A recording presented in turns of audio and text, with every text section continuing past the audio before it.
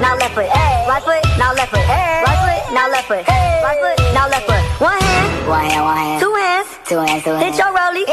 Do your dance. Now lean with it, rock with it, lean with it, rock with it.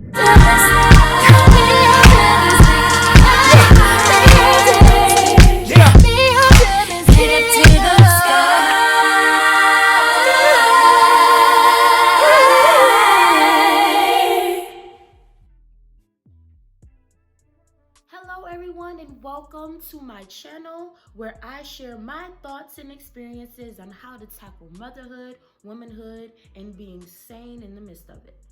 Today we are going to talk about the 5 self-love languages.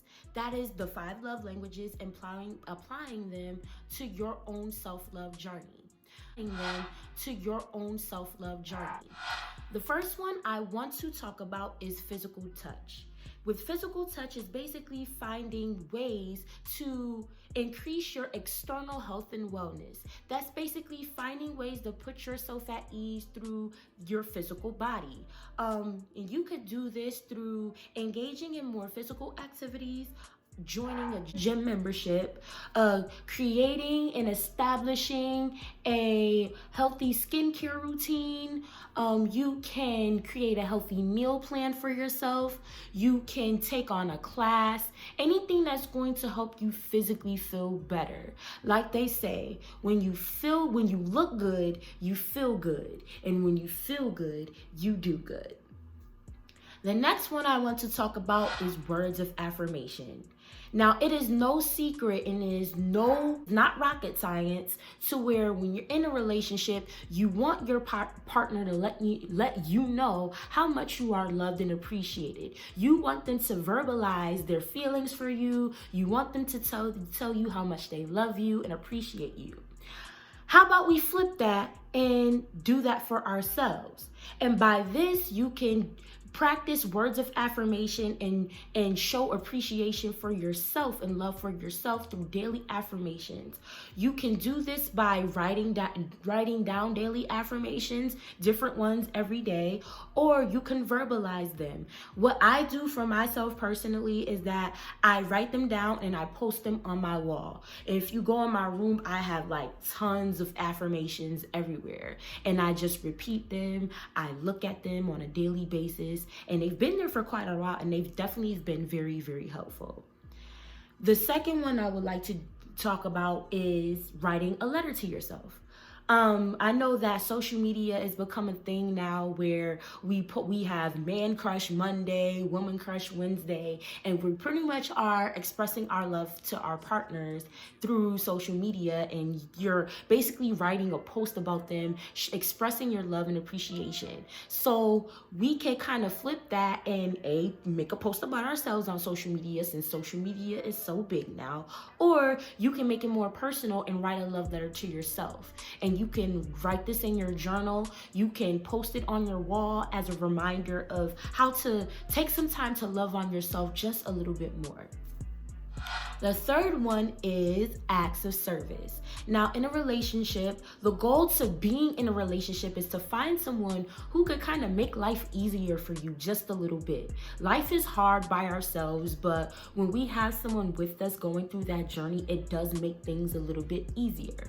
So, to express acts of service to yourself, we could do things and practice habits that are going to make life easier for us in the long run.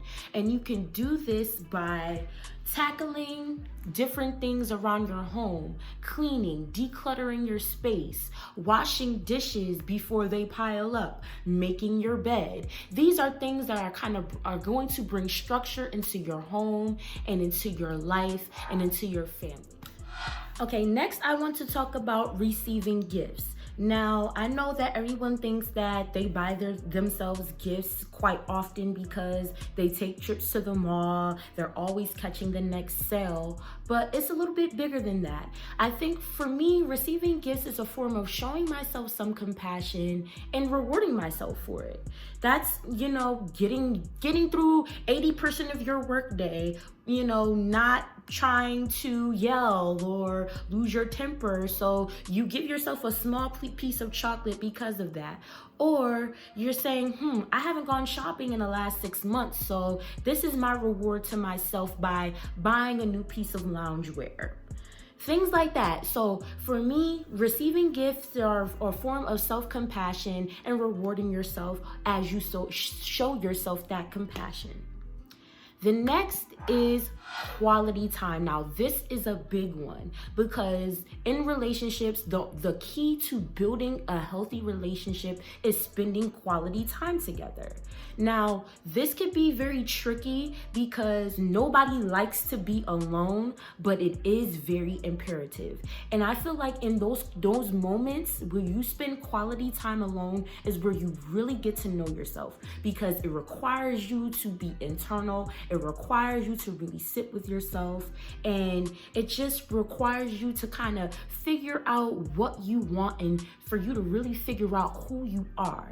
So quality time is so imperative when you're on your self-love journey, because you figure out what your likes are, what your dislikes are, and you figure out who you are, and you get to know yourself and discover yourself more and more.